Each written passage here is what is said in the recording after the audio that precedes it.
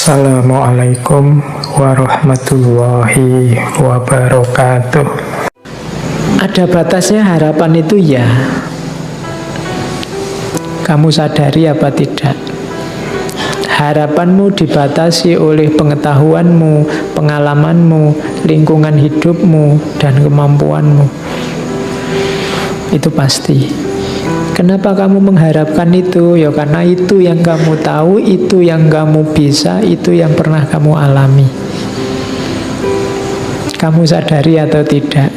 Itulah batasnya harapan sebenarnya.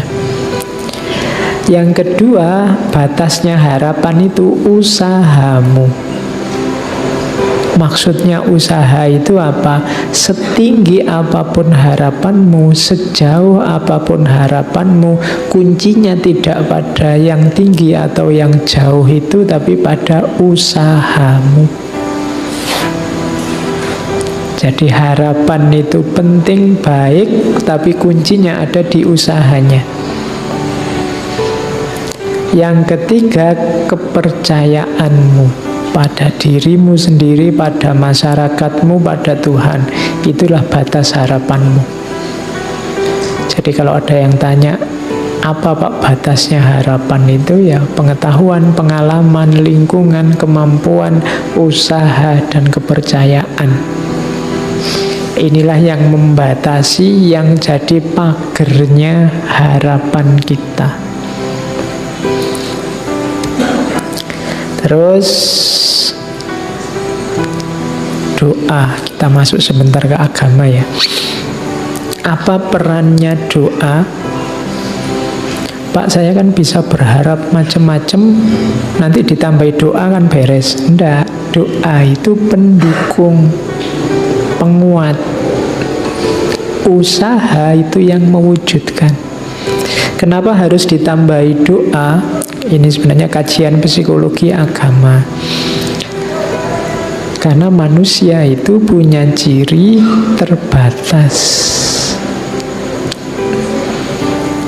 Kemampuan pengetahuannya terbatas, kemampuan pengalamannya terbatas, kemampuan dirinya terbatas.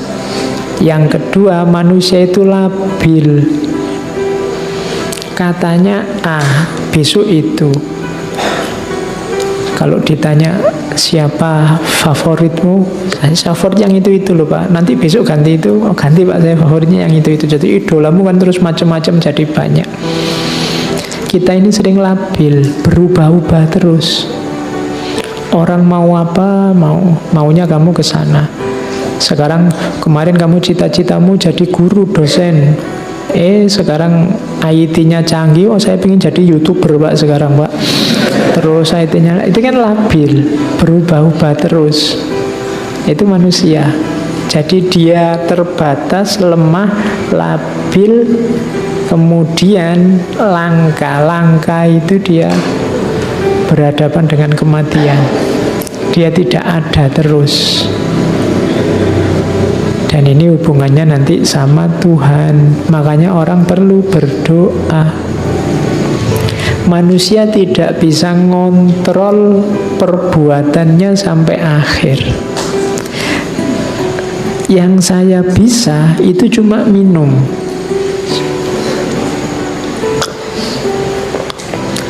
Tapi hilang atau tidak rasa haus itu aku tidak kuasa. Aku hanya pasrah pada mekanisme tubuhku yang itu ya kontrolnya langsung sama Allah. Kalau Allah ngasih rasa puas, lega lah aku dan tidak pengen minum lagi. Makanya ada orang sudah minum banyak masih haus. Karena itu yang nanti oleh Ghazali diadopsi jadi konsep teologinya bahwa sebab akibat itu tidak ada. Yang ada sekuen-sekuen peristiwa yang penentunya Allah. Jadi doa itu adanya di situ. Ternyata kita tidak kuasa 100% atas usaha kita. Maka kita perlu berdoa, minta pada yang maha kuasa. Gunanya dua, selain minta mengabulkan keinginan kita, juga sebagai sandaran atas kelemahan kita. Tadi di depan ada teori bahwa harapan itu paradok, tapi kalau ditambah doa, paradoknya bisa hilang. Kenapa? Kalau harapan tidak terpenuhi, bagi yang punya Tuhan gampang, Tuhan belum mengizinkan. Kamu bisa bersandar ke sana. Kita menginginkan, tapi kalau Allah punya keinginan yang berbeda, yang terwujud pasti keinginannya Allah juga. Kalau yang beragama punya sandaran. Jadi bisa mengatasi tadi paradok harapan. Jadi harapan hubungannya sama usaha plus doa. Itu makanya Allah itu sangat sayang pada kita. Bahkan untuk berdoa pun kita dikasih momen minimal sehari 5 kali. Dan boleh kamu tambah sebanyak apapun kamu mau untuk bertemu dan meminta. Bahkan Allah yang merintahmu untuk berdoa, kan harusnya kamu yang berinisiatif berdoa, tapi ud'uni astajib lakum, berdoalah pasti tak jawab. Nah itu kan yang maha kuasa yang mengundangmu untuk berdoa, karena Allah ngerti benar situasi konkret kehidupan kita yang tanpa Dia kita tidak ada apa-apanya.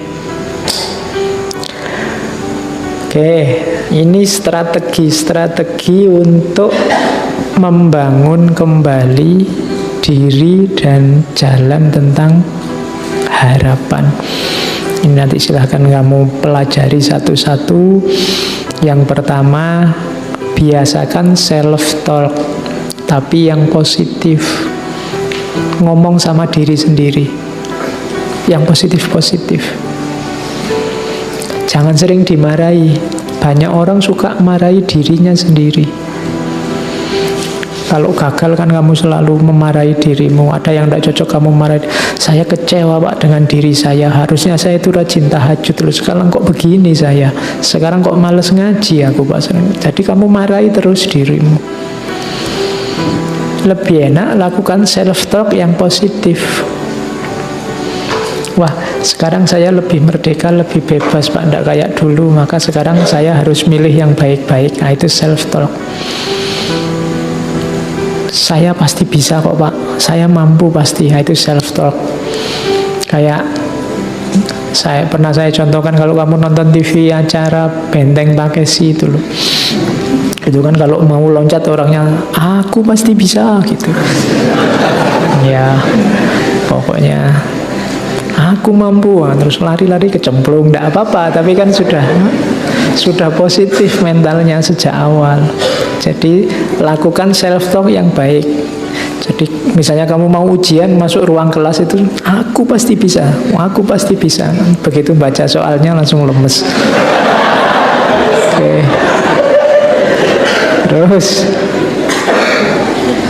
nah, refleksi tentang kesulitan. Kira-kira yang menghambatku apa? Tidak apa-apa, aku ingin sih kumlot, tapi mungkin ini akan menghambat. Terus memikirkan target tadi sebagai tantangan. Jadi kamu punya harapan kan, jadikan harapan itu tantangan. Orang itu kan kalau ditantang biasanya lebih gairah, lebih ganas. Jadi jadikan harapanmu adalah tantangan dalam hidupmu. Terus pikirkan kembali kesuksesan masa lampau. Bayangkan dulu kamu sukses kan seneng. Besok ketika kamu sukses pasti seneng, bahkan double. Dulu kamu lulus SMA senengnya seperti apa sampai kamu nyoret-nyoret baju. Kamu lulus S1 lebih seneng dari itu pasti. Besok lulus S2 lebih senengnya lebih tinggi lagi, apalagi S3. Nah itu kan membayangkan kesenangan ini akan memotivasimu. Terus coba dengarkan cerita, baca cerita tentang orang-orang sukses. Berteman dengan orang-orang yang bisa share tentang tujuanmu tadi. Itu akan membantu. Cari role model yang bisa ditiru. Kalau cita-citamu jadi dokter, ya cari dokter yang bisa ditiru. Kalau mau jadi dukun, ya dukun yang bisa kamu tiru. Kalau jadi yang bisa diimitasi. Terus kalau ini di luar itu, tapi penting makan, olahraga, istirahat. Karena kamu butuh tenaga. Kalau ini tidak usah dipikir, dijalani saja. Pendukung utamanya itu kurang istirahat, sangat berpengaruh, apalagi kurang makan. Olahraga maksudnya arahnya ke kesehatan. 3 hal itu, jaga kesehatan.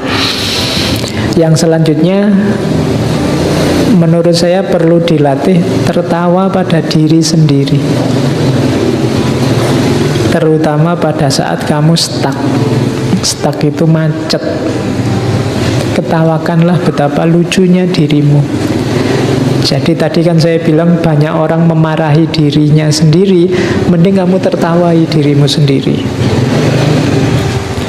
Ya meskipun tidak harus sambil ngakak-ngakak, ngikik-ngikik, nggak ada apa-apa, ketawa sendiri. Kok ketawa sendiri? Aku menertawai diriku sendiri, tidak begitu. Jadi maksudnya jangan serem-serem sama dirimu sendiri. Sebelum kamu senyum keluar, senyumlah ke dalam. Yang ramah sama dirimu sendiri. Kamu sama dirimu sendiri nggak bisa ramah, susah kamu ramah ke orang lain. Jadi latihan tersenyum sama dirinya sendiri. Cepat-cepat kembali ke khitoh, kembali ke orientasi kalau stuck. Kadang-kadang orang itu kan banyak peristiwa yang membuat kita nyeleweng dari jalur, ya cepat-cepat kembali. Tidak apa-apa kamu memberi hadiah pada dirimu sendiri untuk sub-sub tujuan. Misalnya saya ingin besok cum laude, semester ini bisa IP 4. Wah ini syukuran ini, ngasih hadiah. Kalau kemarin di angkringan cuma 1 bungkus, sekarang tak kasih hadiah 2 bungkus. Nah itu namanya ngasih hadiah diri sendiri. Oke, tidak apa-apa, sering-sering main gitu, ngasih reward and punishment dirinya sendiri. Terus mendidik diri untuk keterampilan-keterampilan yang dibutuhkan, itu pasti. Ini tips-tips untuk menghidupkan agensi, menghidupkan dirimu dan jalanmu menuju cita-cita.